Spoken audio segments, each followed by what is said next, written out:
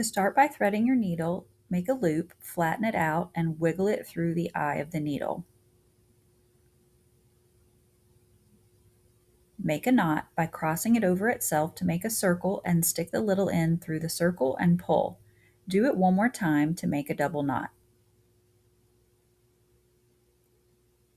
At the end of your yarn, make another circle by crossing it over itself, stick the little end through the circle and pull, but before you pull it all the way, wiggle it down to the very end.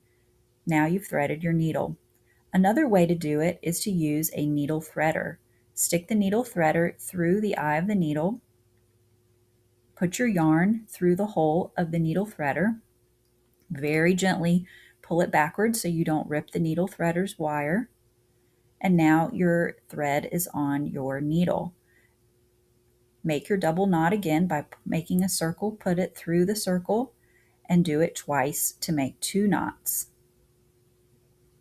At the end of your yarn, do another knot, cross it over itself, and stick it through the circle, wiggle it down, and you're done.